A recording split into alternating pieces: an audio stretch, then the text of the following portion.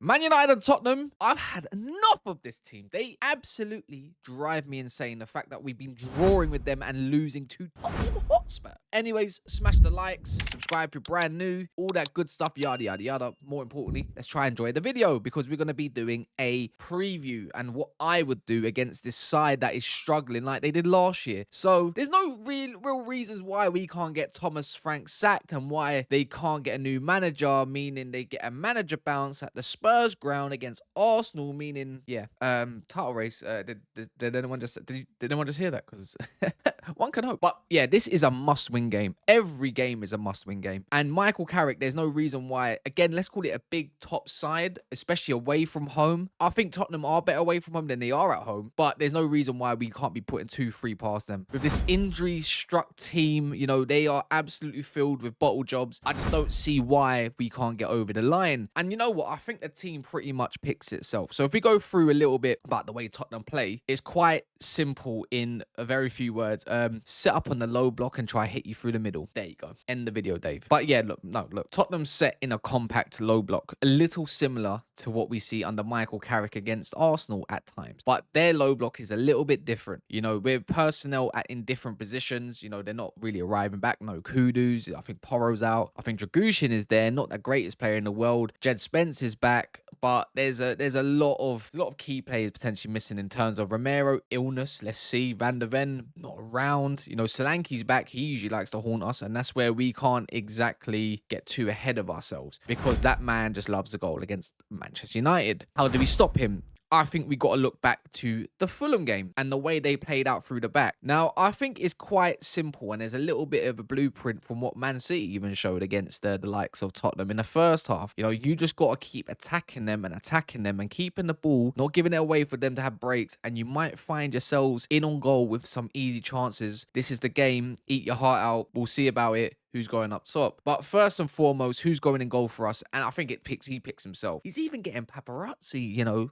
attention. You know, young 23 goalkeeper because he ate some food with his missus. Sen Lamans or Senny Lamans. When life gives you lamans, you get lamanade. That's as simple as that. He's going right in the net for me. And, you know, it's not like Biyindi is going to have a shot at this. He needs to go. Anyways, that's another question for another day.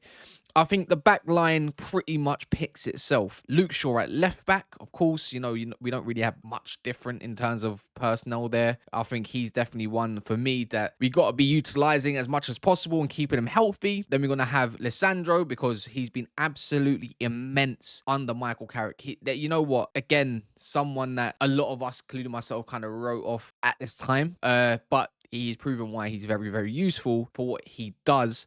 Harry Maguire, of course, you know, slabhead. If there's one guy to get something over the line against Tottenham, it's probably him. And then, you know, the likes of, you know what? A lot of people would, yeah, you might get onto me here, but I love Mazraoui, but I just don't feel like you can be changing Delo at this point in time. So I'm going to go for Delo for now because he's been up to scratch.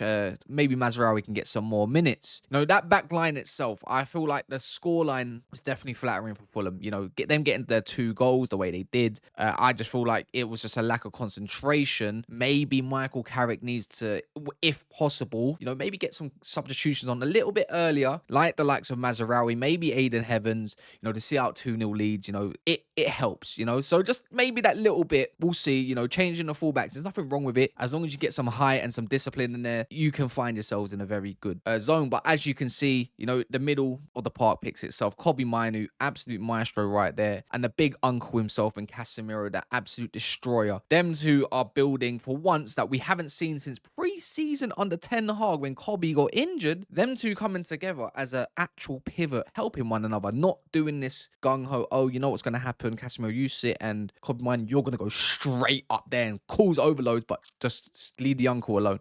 So, yeah, them two are always close to one another. They understand where to be. You know, they understand that they're not meant to have too many yards away from one another unless somebody is there to cover. So them two just go straight in there. Now, with the front line, you know, Bruno Fernandes, yeah, you're going in. You're going as the second striker, mate. You're too good. You're too good not to play. So that's quite easy.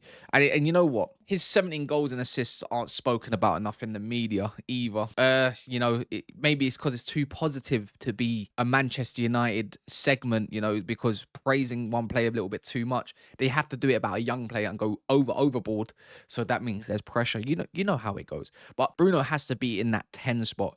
And on the left, I'm gonna go for Cunha.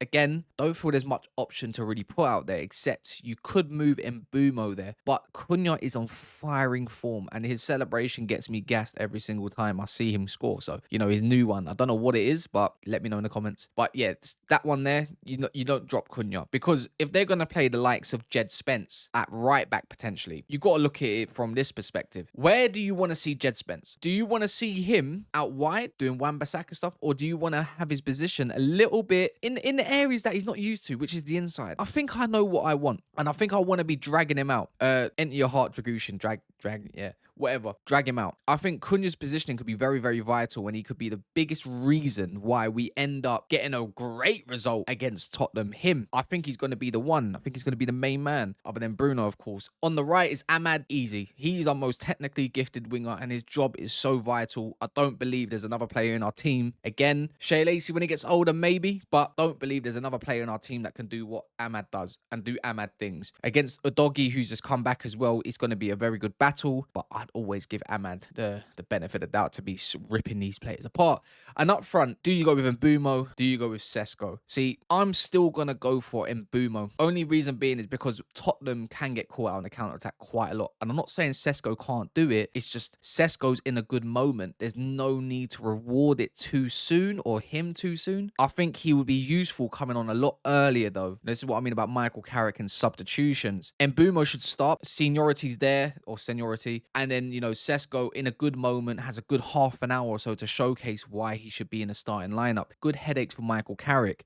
You know, we do know that Tottenham will set up in a low block, but we always know with Tottenham, they are adventurous. At one point, they will be. And then Mbeumo is the one to absolutely do the business. And he's done it against them numerous of occasions. Go do your research. So Mbeumo goes up front for me. So it's pretty much virtually it's an unchanged lineup against Fulham. I just don't feel you need to change anything just yet. And, you know, players like Mazraoui, not Agate, Mazraoui, Sesko, they can be even heaven. Yoro's come off the bench. So it goes to show that Carrick is showing him some faith that they can come on and do the service of what Manchester United needed, which is another 3 points. So if we're going to go across to the other side, what do I believe they're going to run with? It's again quite simple. Thomas Frank has got something for me, it's got something to think about. Romero came off in the second half, and then all of a sudden things changed, and I wonder why it changed. You know, Tottenham's second half against City was night and day, but I still feel like he's going to play this. It's simple. You're going to have Vicario in goal. You're going to have Jed Spence at right back. Porro's out injured. You're going to have Romero, Dragushin, Udogie as their back line. I think in the middle, Papsar, now he's back, which is a huge benefit to them. He usually has good games against Man United. I think it's going to be Palhinha, Papsar, Conor Gallagher. We're going to have a robust midfield against us. It could even be Archie Gray, but I don't think he's going to use him in this game yet. He probably will come on in the second half if needed. In the front line, you know, you got the likes of Solanke up front. I think Odegaard, if he's still fit enough to even play. I saw that he was injured and he comes back. How does that work? And then I don't even know who to even put on the right hand side for them. Again, you're gonna have to find out for yourselves. Kolo Muani, more than likely. Yeah, I said it. Probably Kolo Muani. Actually, you know what? Let's swap them over. Odegaard, then Kolo Muani. So it's not a great 11, but you can look at that team and it looks energetic. It looks like one that wants to press, but they're going to be doing a low block counter attack. And that's something that Man United, again, we don't know yet. How do they fare against a team that really wants to set up like that? Now, if we go and just juggle it about and go back to the Man United side of what we put there, what's the difference and what should we do differently in this game? Now, we've seen Delo tuck in to make a back three, right? And we've also seen Casemiro tuck in to make a back three at times. Now, I would say against the likes of Arsenal, that works because Casemiro isn't so far up. He can do the defensive duties. You know, remember, before he came off, we was 2-0 up, right? So we got to look at it in that perspective. Now, we already can see that Man United like to do this 3-2-5, for instance, right? And Cunha's tucking inside. See, now for me, I think I would change it a little bit. I like Casemiro when he goes up, but I feel like we need the defensive securities of when Solanke is there, because Solanke is one to get away from a man,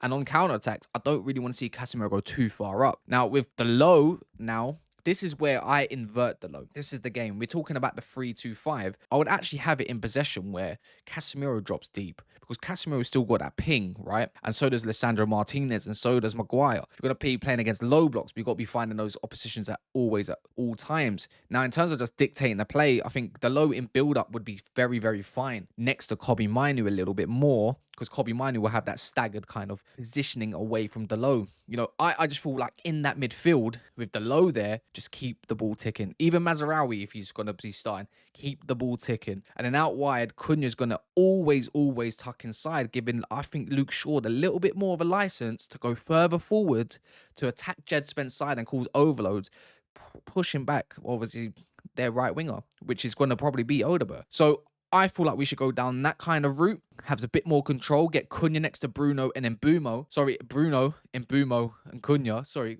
Bruno and Mbeumo?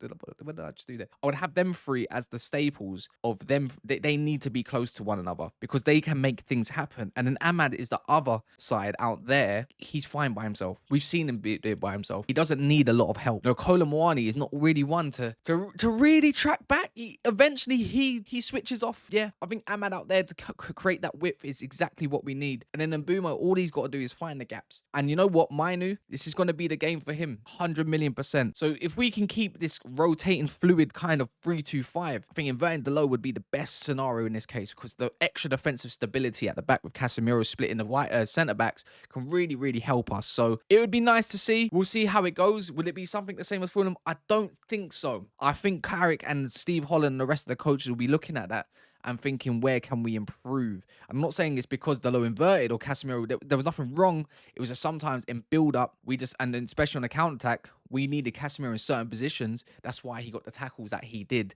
against some of these Fulham players that were on us. So we'll see. I'm going to put my prediction out there. I'm going to say 2-0 Manchester United. You know, United have scored many goals under Carrick at the moment. 3 against Arsenal, 3 against Fulham. You could technically say 5 against Man City, but it was officially 2. But I'm going to go 2 against Spurs. If we do go 2-0 up, though, this could be a slaughterhouse. These players are pretty much checked out at this point. So yeah, that's where I'm at with the Spurs game. So they can talk about all they want. Oh, you know, you're a whipping boy. Oh, look what we've done under Ange against you and against Amorim. Oh, all the tax in the world. Yeah, give it a rest. We got told that about Man City and about Arsenal as well. Whatever. Anyways, people, smash the like, subscribe if you're brand new, and let me know what you think is going to happen in this game.